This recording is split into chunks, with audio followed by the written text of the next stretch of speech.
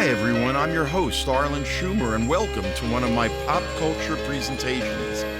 Get ready to be both educated and entertained, what I call edutainment. And when you're done, please be sure to click the subscribe or follow button on your platform screen to be notified of all of my upcoming pop culture presentations.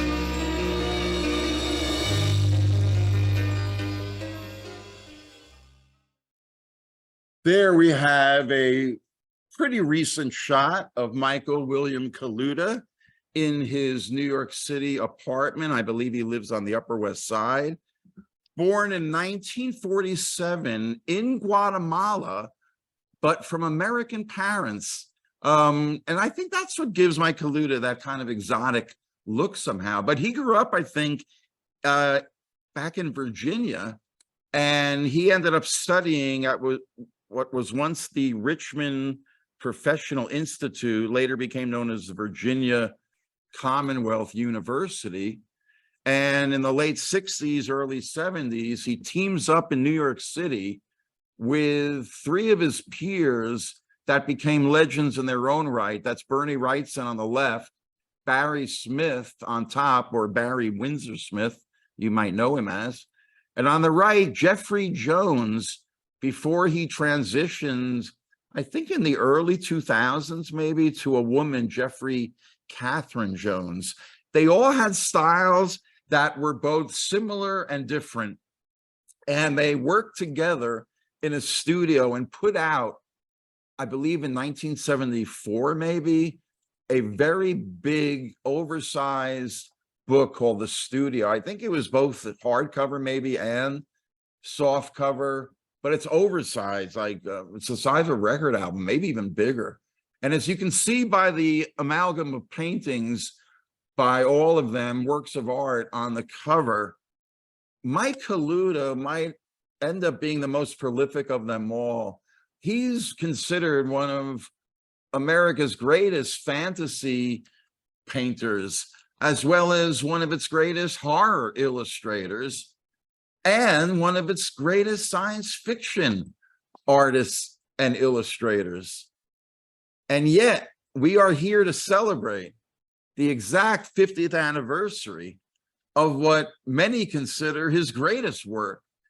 It was the first line in his Wikipedia biography, and that would be his visualization of one of the greatest characters of the 20th century, one of the forerunners of the superhero, and that would be The Shadow by DC Comics, whose first issue appeared on newsstands this very date, January 12th, 50 years ago, 1973.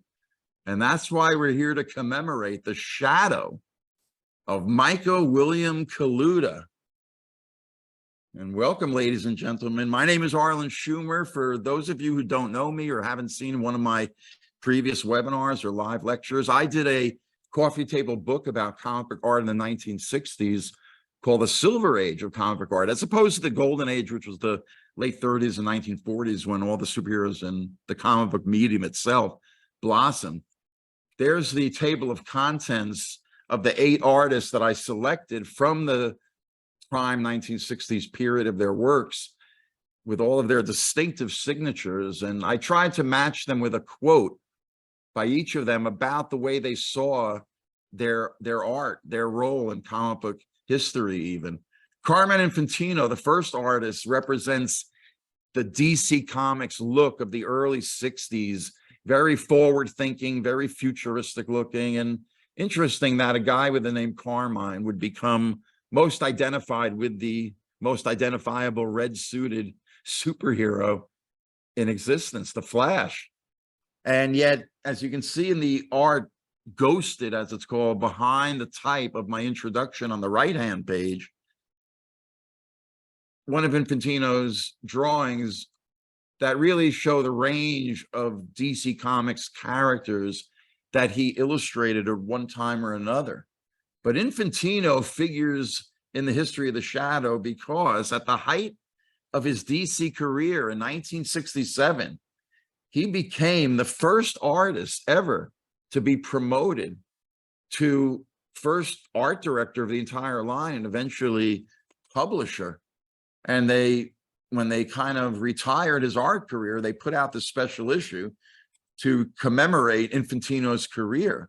So in late 67, he starts not only laying out every DC Comics cover, but as you can see in this house ad that he illustrated, it was his job to bring in new ideas, new artists, new titles to compete with the upsurge Marvel Comics underdog that was overtaking DC with the likes of Jack Kirby and Jim Steranko and the lineup of great Marvel artists doing some of their great work. Well, Infantino did his job immediately. His career happens to coincide, his career as publisher and art director, with the emergence of the great Neil Adams on the left there, who was at DC in 1967 when Infantino was promoted and really became the face of DC Comics. And that's Joe Kubert on the right, the great artist. But one of the things Infantino did was, as he himself was an artist who was promoted, he promoted artists to editorships so that they can both design the approach of the titles they were working on. And one of the things that Infantino got with Joe Kubert was the rights to do Tarzan in 1972, the 5th year or so of Infantino's reign there. And Kubert, of course, like a legion of artists of his peers, were influenced by Hal Foster's Tarzan from the comic strips of the 1930s.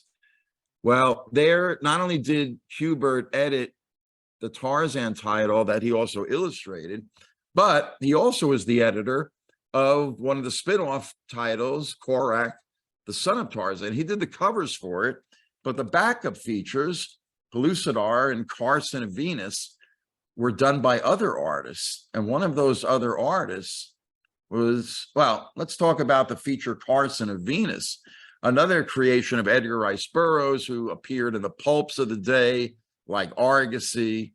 And you can see him pictured there as a blonde hunk, very much like Buck Rogers, maybe. But I think Buck Rogers comes later, right? But there's Michael Kaluta making his debut as M.W. Kaluta for DC Comics on interiors when he illustrates the backup feature of Carson of Venus. And if you look at some of the splash pages he would do over the next couple of months, you can see that when you look at his work when he was just a fan, that he showed to DC, showed to Infantino, showed to Neil Adams, who then gave him a shot to illustrate for DC. It was very hard to break into comics back then. Neil Adams really broke the door open, but people like Kaluta, who was, 5, 6, 7 years Neil's junior, broke in that way. Here's another beautiful splash. And you can see Kaluta's very wispy style, maybe you would describe it as. And here's another bit of his fan science fiction-y work. But you can see how he was a young talent progressing, in leaps and bounds. Look at that beautiful Carson of Venus splash page. He's really bringing a filigreed approach, which is really what his peers like Barry Windsor Smith would eventually do later in the 70s as well. There's a piece of Kaluta fan art, experimenting with, this kind of filigreed, illuminated manuscript kind of look with the elaborate line borders. And Kaluta, of course, betrayed the influence of all of his peers, the great Frank Frazetta, in famous covers like this from the 1950s. Well, it was Wrightson who really broke out first in the summer of 71, I believe, with his backup feature Swamp Thing and House of Secrets. There's Wrightson on the right from a photo probably taken later in the 70s. But look at how Swamp Thing was promoted by DC in this half-page ad as a different comic mag is coming.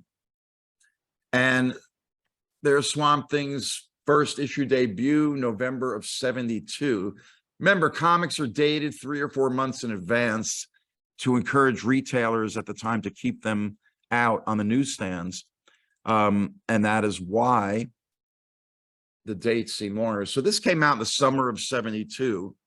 Well, it was also a little earlier in the spring of 72 that Kaluta got his first published cover by DC Comics, House of Secrets, number 98.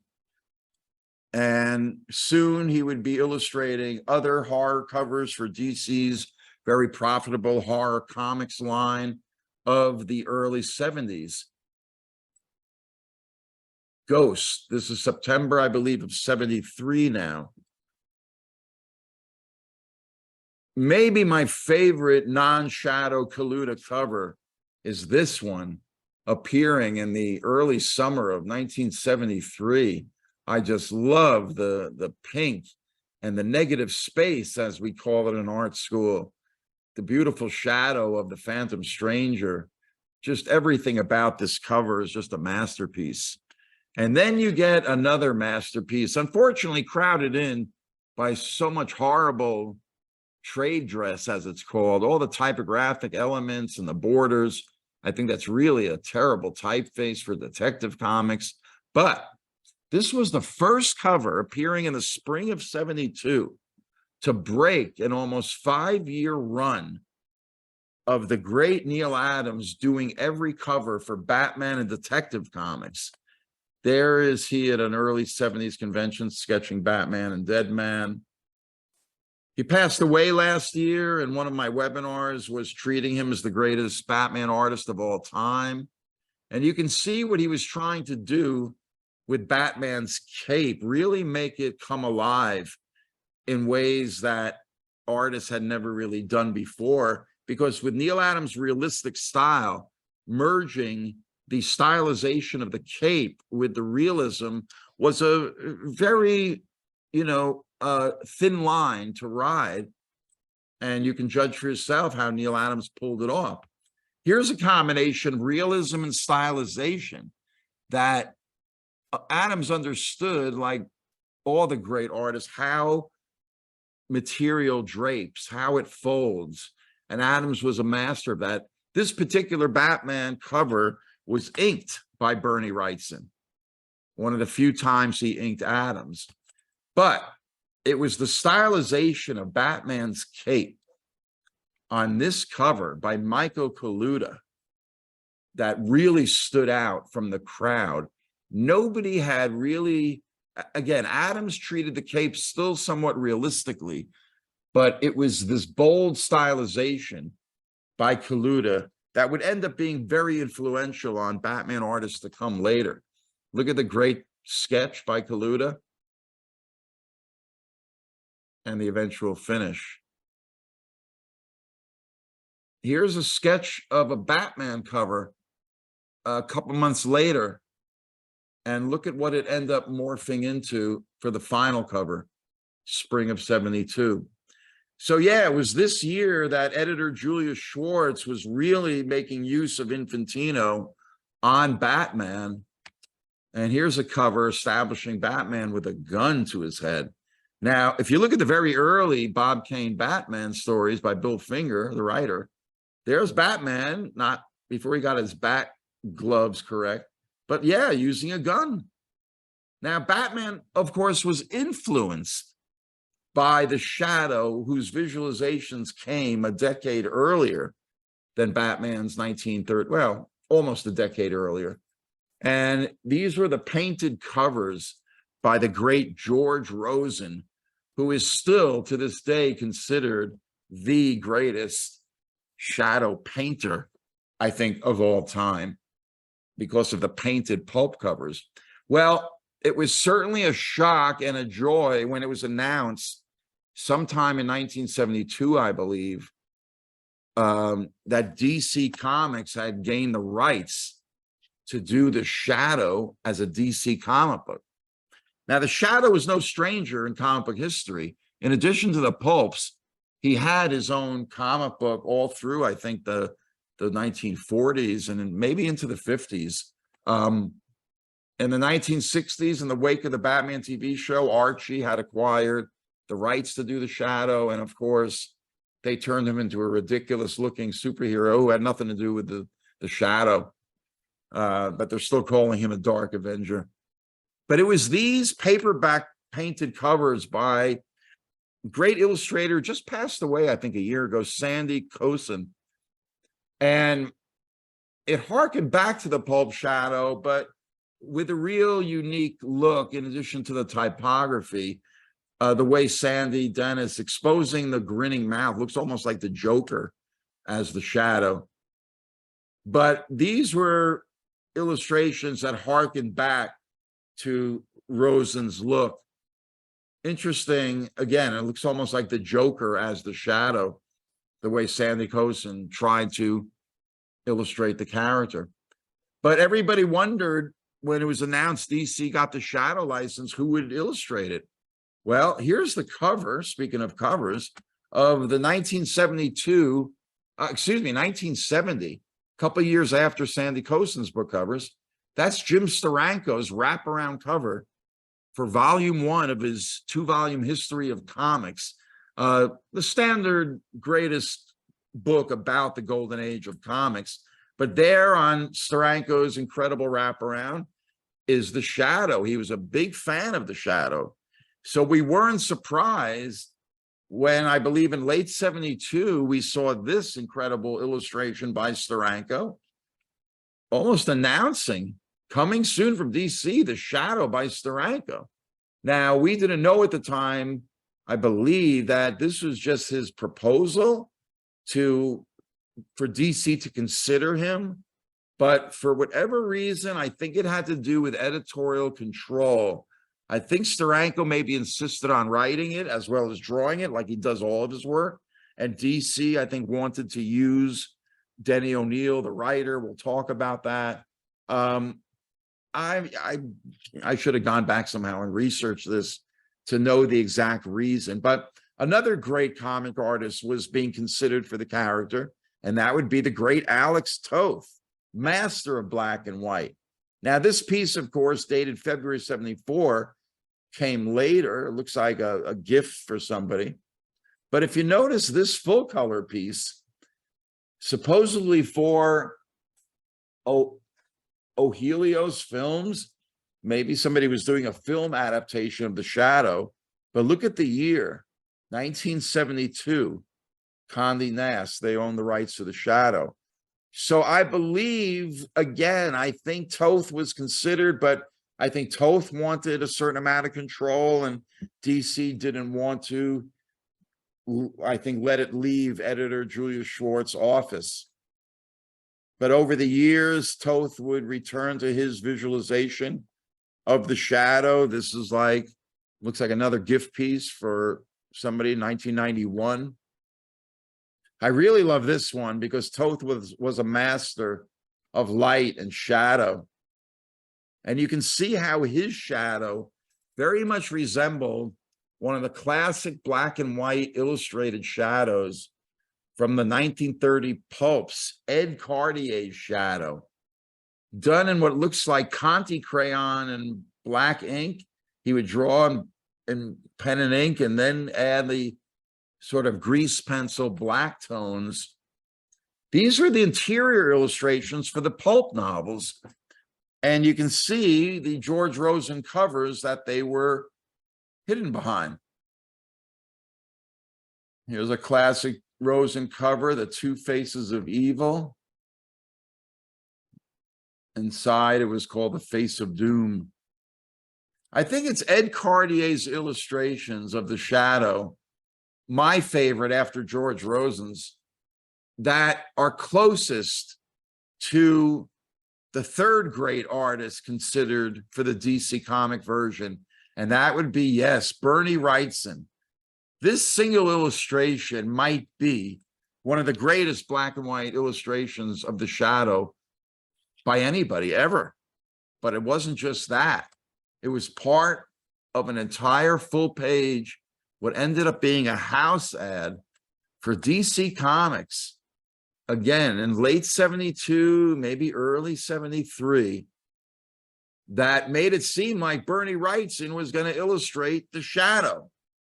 Now, if you were reading comics at the time and you were buying Swamp Thing in the summer of '73, when Kaluta's Shadow came out, Wrightson did the ultimate crossover with Batman, but it was because of the success of Swamp Thing and the amount of time Wrightson took on it every month, which is eventually why he gave it up after 10 issues, prevented him from taking on the Shadow. So we will never know what a Shadow series by Wrightson in his Swamp Thing prime might have been like. All we're left with are these incredible illustrations. The house ad DC would run, I believe, in the spring of 1973 was this. And I remember looking at this and going, maybe I like it, maybe I don't like it. The hat looks cool. I thought the face was a little shaky. There it is in black and white. Now, speaking of black and white, in the summer of '73, Kaluta illustrated the poster for the biggest comic convention of the era, the Phil Suling Comic Art Convention at the Hotel Commodore, which is now the Grand Hyatt next to Grand Central Station on 42nd Street in Manhattan. And I was 15 years old in 1973, and this was the first comic convention. I grew up in New Jersey that I attended with my brother, my older brother, Steve. We both grew up reading comics. And it was at the 1973 comic book convention, my first, when I walked into the grand ballroom, the dealer's room of my first comic convention. It felt like walking into Madison Square Garden for the first time. It felt that big. And the first image I remember seeing across from the entrance on the wall was a giant poster blow-up of the first issue of Kaluta's Shadow, which nobody had seen. DC Comics didn't print it yet, I believe, anywhere. We all knew it was coming out in July, but it ended up coming out July 12th, 50 years ago tonight. But this was July 4th or July 3rd. And not only is it one of the greatest comic book Kaluta Shadow covers of all time, but it's one of the greatest comic book covers of all time. I wish DC didn't have such horrible trade dress design with sticking that stupid first DC issue logo right in there. And the top circles are just as big and gaudy, but hey, I'll take it. Look at Kaluta's rough sketch of the cover. And then eventually we have this. It looks like pen and ink with some gray wash tone. A composite of that with all the type and trade dress. Oh no, I'm sorry. This is a recreation in 2016 of Kaluta's cover for a private commission. What's interesting is Kaluta's handwritten note to Jack Adler, the head of DC Comics coloring, and also Howard Stern's cousin, which is why Howard became a comic book fan, because Jack Adler would drop off all of DC's latest issues to Howard's house for Howard. Anyway, I digress. But as you look at this handwritten note by Kaluta, you can see the level of detail that Kaluta is writing to Jack Adler, who is his elder, the head of DC coloring. But, you know, this is a 26-year-old who believes in his work. And, you know, a great artist is known by his attention to detail. And look at his final note. Jack, I want this cover to be superior. So I'm counting on you to come through. Now, I've been purposely babbling so that you would read some of the rest of the letter on its own. But what a beautiful document that testifies to the greatness of the cover, the attention to detail. By the way, this was actually written by Kaluta on the back of his initial sketch. that became this masterpiece. And you can see even in this cover that Kaluta is paying homage in a subtle way to the great George Rosen pulp covers. But it's really in the face, in the eyes, in the nose, that Kaluta, with his combination of wash tones, pays ultimate homage to George Rosen's great, iconic shadow pulp cover,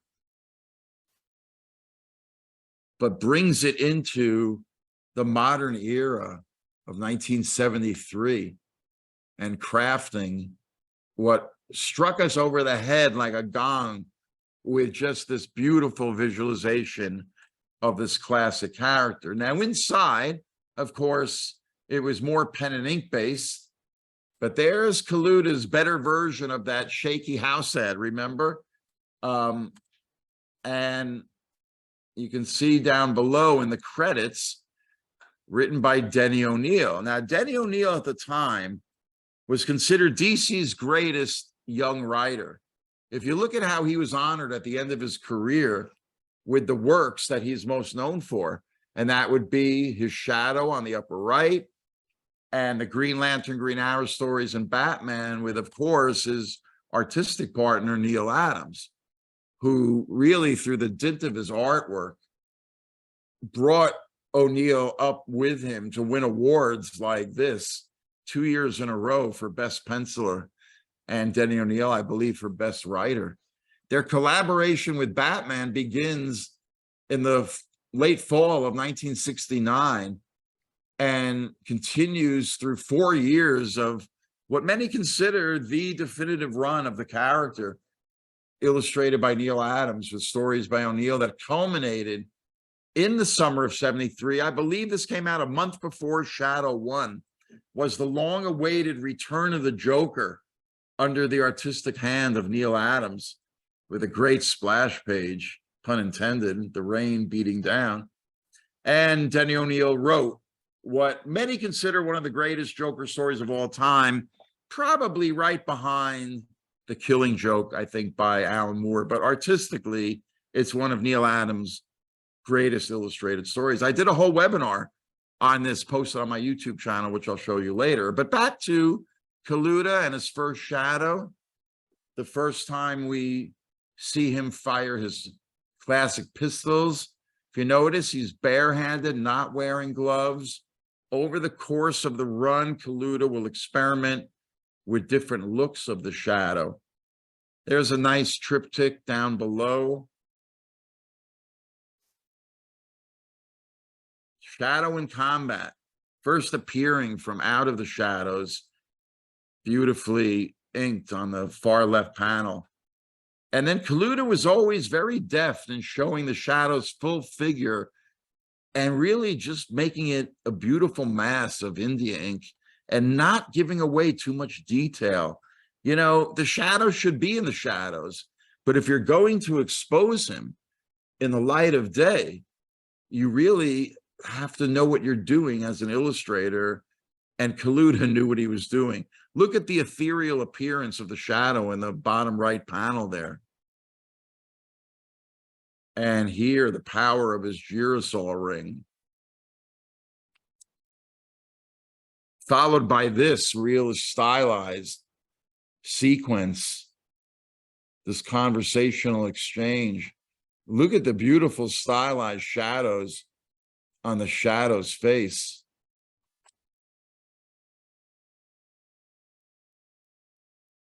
I love the center panel there with the blue room, the close-up on the bottom right. Again, the Shadow in action, but look at how we don't see too many details of what he's wearing. It's just a mass of black, but that's the way I like it. That's the way the Shadow should be. Again, look at the beautiful contours.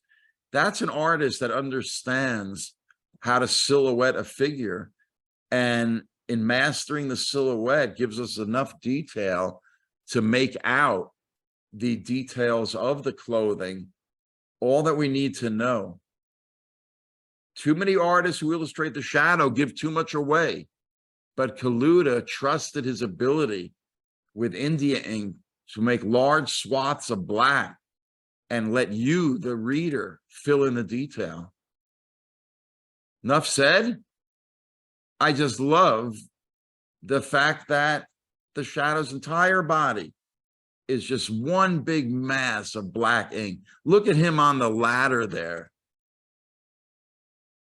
That's an artist that trusts his ability to draw.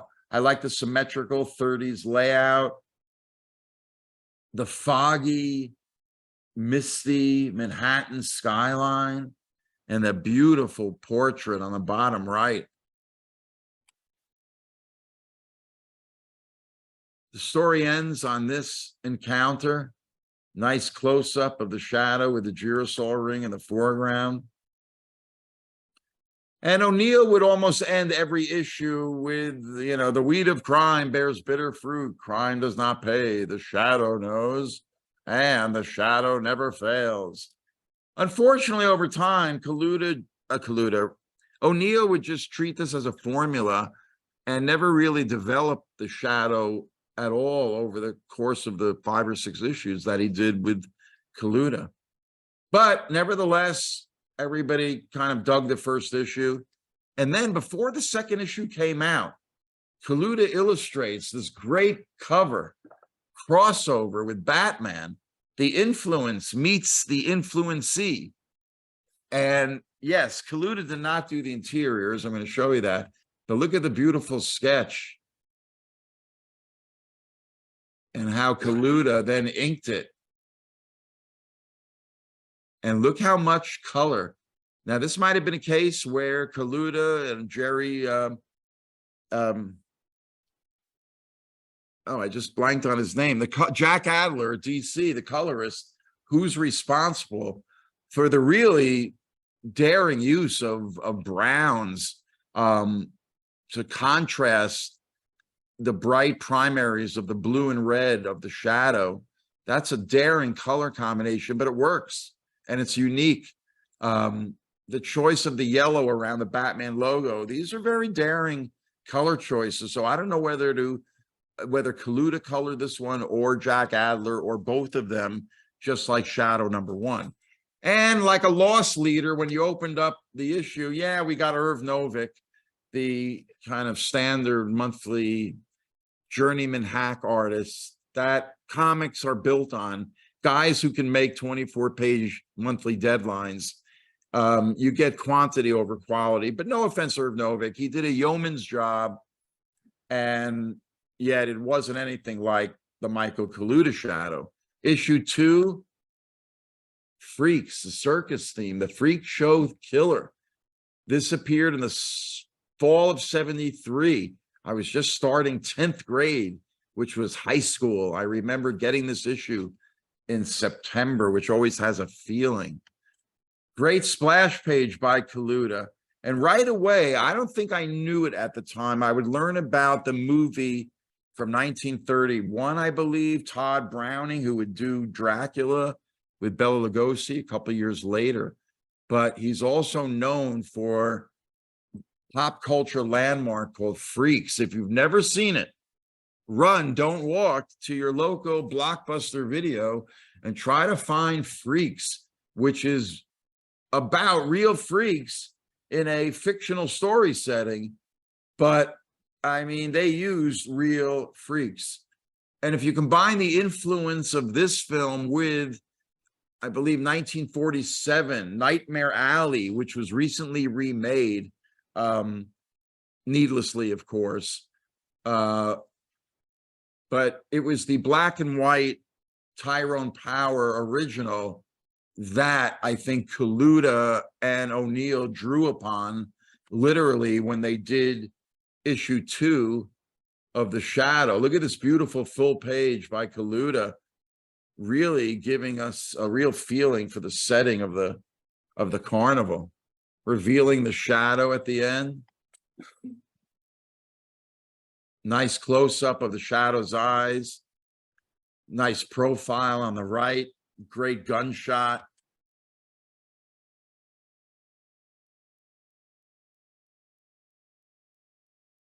Speaking of great gunshots. I love the shadow just moving silently. You really get that feeling of movement, the way Kaluta draws the shadow here and accentuates, you feel the motion because of the way he draws all the pennants of the circus tent in the background, also waving in the wind, which gives you, the viewer, the feeling of motion that enhances the beautiful billowing of the shadow's cloak or whatever he's wearing there.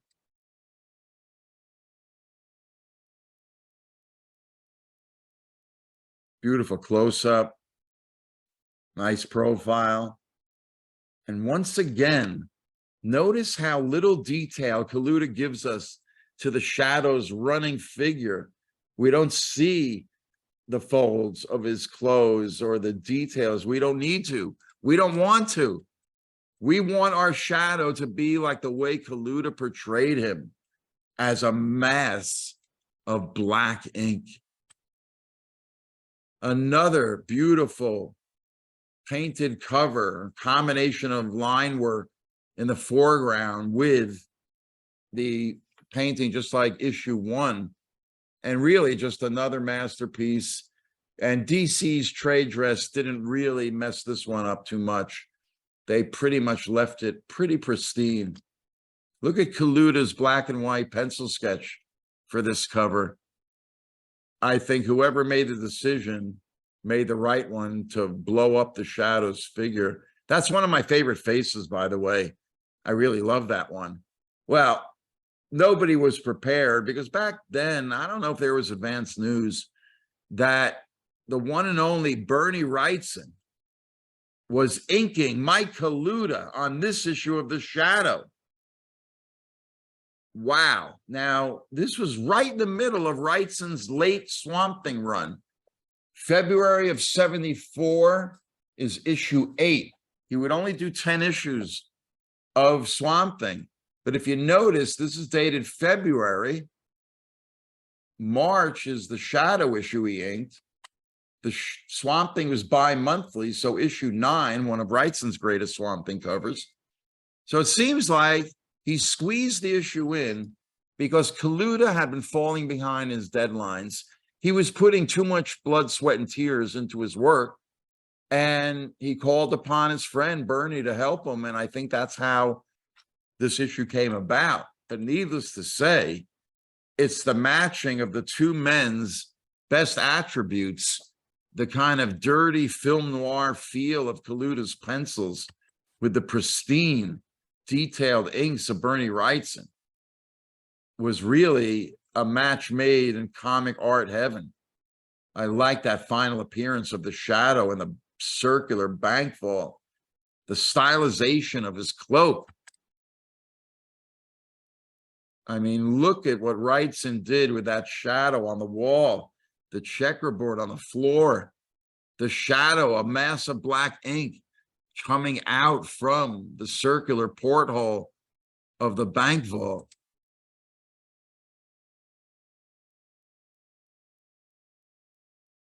Wow. Every panel we can dote on for as long as we would like to, but hey, I got to keep this moving. Beautiful profile, beautiful right-hand panel with the phone. Another great profile with Margot Lane. Boy, that final panel is fit for framing. Blow that one up. The shadow appearing out of the shadows without his cloak, in his kind of secret agent leotard. Great running figure, once again, stylized, saying a lot with a little. Wow, how about that figure? The stylization, like a coiled spring. And look at the detail of the wrinkles. It looks like he's wearing velvet, almost black velvet, which would actually be fitting. Pun intended, fitting. The shadow melting into the shadows. Beautiful. 4-panel stylized sequence.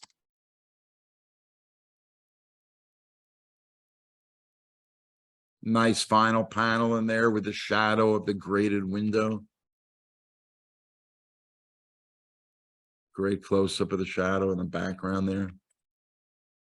The detailed inks of Wrightson are just beautiful. But he was faithful to Kaluta's pencils. He captured their wispiness. He captured the kind of scratchy detail that Kaluta imbued in his pencils. Wow, you really feel that, don't you? Butter up. I love the shadow with the machine gun.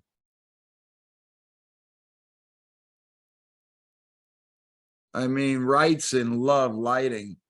Look at the shadows in the hallways there. Now he puts on the cloak. There's the whole page. Folks, I remember we used to pore over every panel when these came out. Look at the black and white. God bless the internet. You can find things like this. But there's Wrightson's inks in all their glory. Ah, now we get the great figure with the machine gun, the mass of black, enough detail in the leg to make you feel the material. The walking figure, another great shot of the shadow. Feels like a movie, doesn't it, folks? What a page. Yeah, that's a masterpiece. It's a masterpiece in color, and it's a masterpiece in black and white.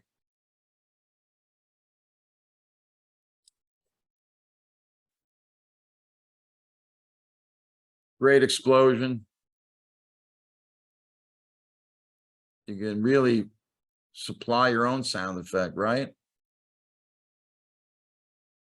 And how about this? Like a phoenix rising from the ashes. I'm hearing and I can't believe. The shadow never fails.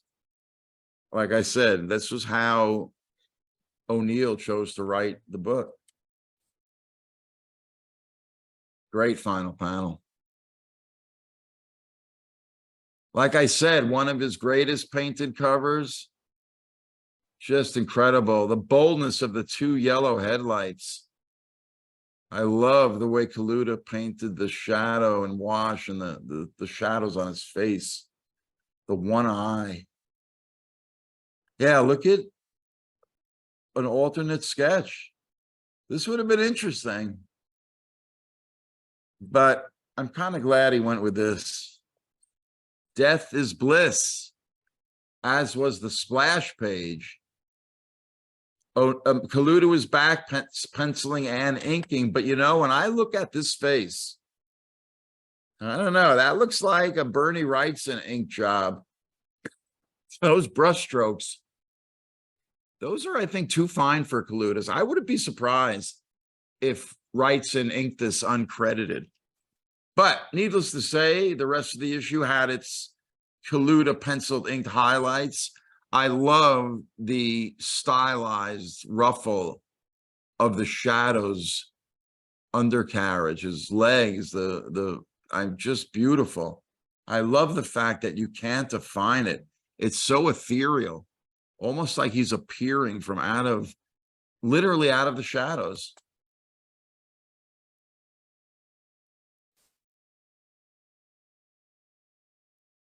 Great close-up of the eye. Nice profile. Look how they make his word balloons drip, which enhances the sound effect of his chilling voice. I like it.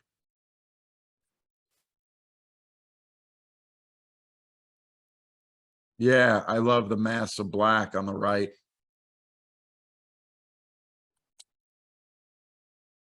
I must think. Think, Shadow, think. Hey, how about them eyes? The eyes have it, right? But then look at the rest of the page. He's got a magnetic force that makes them freeze. I love the silhouette on the bottom right, end of chapter 1. Once again, the way Kaluta makes the shadow move, you feel it by the way he organizes the brushstrokes on the shadow's clothing. Look at the darting figure in black India ink on the bottom right. Don't you love it?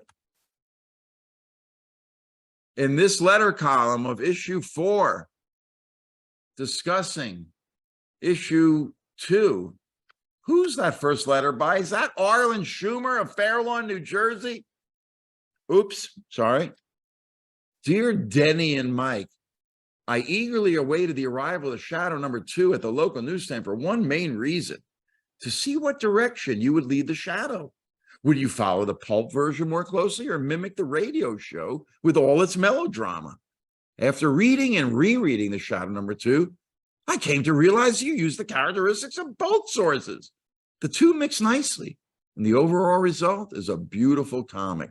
Folks, I take no responsibility for the writing this. I don't know why I wrote this and why I said it the way I said it, but it's pretty funny. You got to admit. I hope you enjoyed that.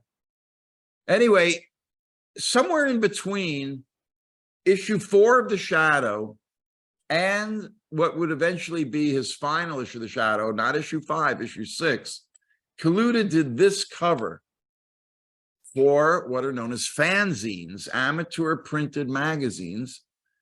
Obviously, the focus was the Street and Smith pulp characters, of which The Shadow was the primary one. Spring of '74, while Kaluta was still, like I said, drawing The Shadow, Maelstrom, and you'll see over the course of this webinar that Kaluta maintained his ties with whoever ran Maelstrom for decades. He was loyal, I think. The next issue appeared, and it wasn't Kaluta. Oh my God, who was this? Frank Robbins. Okay, folks, a quick detour. Frank Robbins was both a writer and an artist. You can see the span of his life there. In 1968, Julius Schwartz gets rid of Bob Kane and his ghost artists and brings in Irv Novick and the writing skill of Frank Robbins. Now, at the time, I'm reading Batman. There was no comic history publications that let us know that Frank Robbins used to write and draw his own comic strip called Johnny Hazard, going back to 1944, 24 years before Batman. DC Comics didn't promote it. You can see that Johnny Hazard was a bit of a knockoff of the great Milton Caniff's Terry and the Pirates. Of course, Caniff is a master, but Robbins, like a lot of artists imitating Caniff, would get better over time. In '47, Caniff drops Terry and owns his own strip, Steve Canyon. And once again, if you look at Steve Canyon, you can see how Frank Robbins' knockoff, Johnny Hazard, mimicked the Caniff style, probably better than anybody. But we didn't know any of this in 1968. By '69, Robbins is entrenched as a Batman main writer. Neil Adams starts doing the covers. They break Batman and Robin up. He goes off to college, and it's stories written by Frank Robbins. In 1970, maybe his greatest creative credit is co-creating the Man-Bat character with Neil Adams. Now, Neil Adams created Man-Bat. Robbins just wrote the first story, so he's given a de facto co-creator credit. But really, it was Neil Adams who created the character. If you go to one of my Batman Neil Adams webinars, I explain it there. But it was in 1972, 2 years later, that we get this issue of Detective with a typical Neil Adams cover about Man-Bat. And yet the story is not drawn by Irv Novick or even Neil Adams. What a version of Batman. Weird. And again, I didn't know that Frank Robbins was also an artist. Story and art by Frank Robbins. Well, over the next year, he would illustrate a few more Man-Bat Batman tales, and then all of a sudden replace Mike Kaluta on the Shadow. Now, I do a webinar called Requiem for Robbins about Robbins' Shadow and Batman art. Very controversial in its time, maybe still today. But man, after the beauty of Kaluta, I remember just hating this version of the Shadow. I hated the way Robbins drew his hat. It looked like a beat up old Western cowboy hat or something. Man, we didn't know till a couple of years later when this image appeared that this was Kaluta's cover for that issue. And we only got this black and white version for years.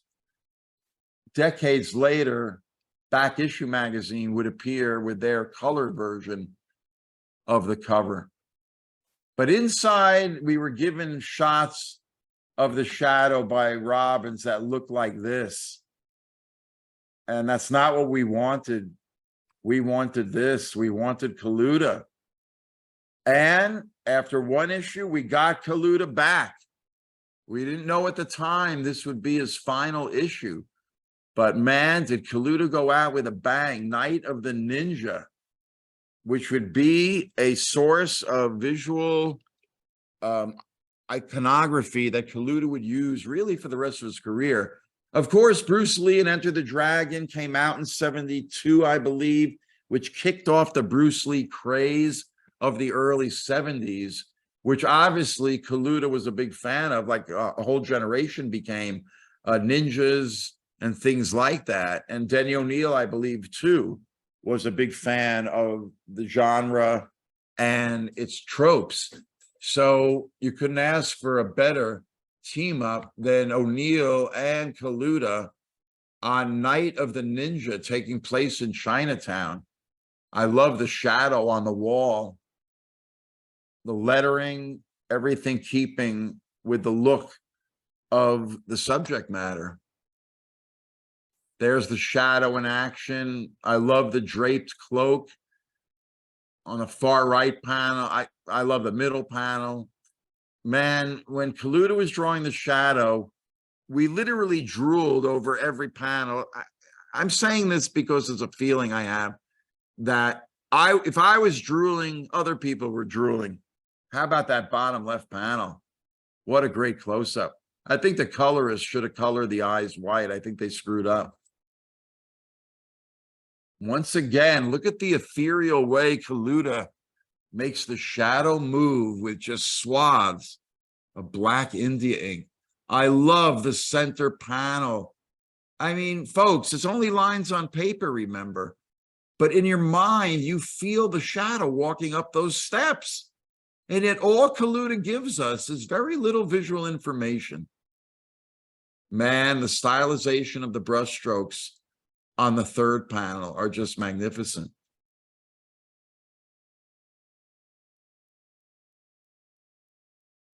I think this is just Kaluta showing us his mastery of India ink. I mean, he gives us a little bit of the bottom of the Shadow's foot, and that's about it in that beautiful final panel. We don't see his arms. He truly moves like a dark blur. And nobody, folks, to this day has captured this exact feeling of that panel. The way Kaluta made the Shadow move silently, you feel it, but it's only lines on paper. But yet your mind puts it together like a mini movie in your mind. I love the far right panel, the blue of the interior of the Shadow's cloak with the red of his scarf or cape or whatever that is.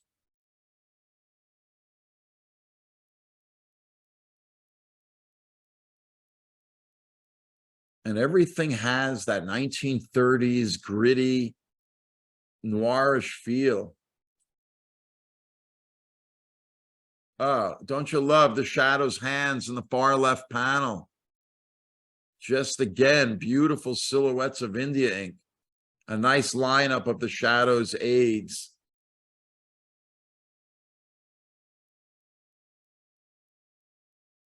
Yeah, it feels like we're watching a Shadow movie.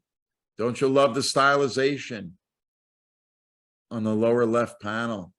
And Kaluta gave us a real feel of the time with his period detail.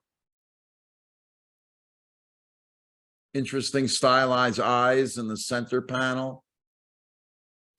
And once again, the beautiful design of the India ink on the right, the black shapes of the building, shadow silhouette.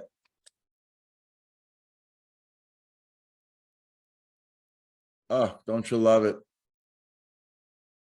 The first panel, the drape of his clothing with black India ink, the movement of the clothing in the second panel, and then that beautiful dark cityscape, which brings us actually to the end of our visual highlights of Kaluta's last issue of the Shadow in his initial run between 1973 and 1974.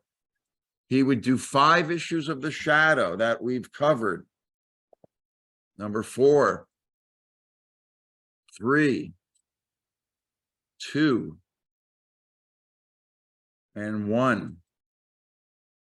And folks, that will bring us to the end of part 1. Yes, part 1 of my 2-part Shadow webinar.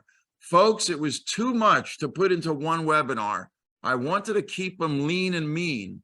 But next week, same Shadow time, same Shadow channel, I will pick up with the second half of Michael Kaluta's Shadow career. Because folks, if you think those 5 issues are all that Kaluta did, you ain't seen nothing yet. Here's some of the highlights you'll see next week. Other DC Shadow covers, not interiors, but some great covers. The first of the many Shadow posters that Kaluta would produce over the years. A Shadow graphic novel inked by Russ Heath. What the? We'll take a look at that. The beautiful hardcover collection of Kaluta's DC works, supplemented by a brand new Kaluta story that's worth the price of admission. And then into the 90s with the works that he did that surround the release of the big budget Alec Baldwin Shadow movie that brought Kaluta, after 20 years, back to penciling and inking a 2-part Shadow movie adaptation. You'll see sketches galore that are some of Kaluta's best visualizations of the Shadow in pencil, in ink, and in color, in beautiful full color panorama. So folks, I hope you enjoyed part 1 of the Shadow 50th anniversary webinar, and I hope to see you next week for part 2. Now, if you go to my website, you'll see that I post all of my events on my events blog page, along with all the URL links you'll need to follow it. And if you go to my website, folks, I'm both a comic book style illustrator as well as an historian. The page devoted to my works of comic book history highlight my book, The Silver Age of Comic Book Art, and how you can order a signed and sketched in by me hardcover copy that will rock your world and change your life. I run a Facebook group on the Silver Age, as well as one dedicated to the great Jack Kirby's Silver Age works and the great Neil Adams, who was the biggest artistic influence in my life, as it was for a whole generation, that made me become an illustrator working in a comic book style. If you go to my website, the homepage, and scroll down, you'll see all of my best illustrations in handy categories for your viewing enjoyment. Click and enjoy. I'm also linked with the commercial site TeePublic, which has over 125 of my images in every kind of application, knick-knack, gewgaw, thingamabob that you can think of. So support your local freelance artists. And then my visual lectures and webinars page is linked to both my YouTube channel, which has all of my recent webinars ever since the pandemic shutdown. And if you scroll down, you'll see older live lecture videos pre-pandemic that I'm just starting to getting back to doing live lectures again, thank God. Now, my Vimeo channel has all the videos that YouTube's lawyers flagged for copyright infringement on my YouTube channel. So God bless Vimeo that they give me a space for webinars about the Connery Bond movies, Bruce Springsteen, many Twilight Zone videos like Twilight Zone in the Age of Corona, all the episodes that reflected what we all were going through, solitude, loneliness, a pop culture Christmas. Anyway, go to my Vimeo. There's now, I think, 16 videos up there. So again, folks, I hope to see you next week on part 2 of the Shadow of Michael Kaluta 50th anniversary celebration. And thanks for being here. Bye-bye.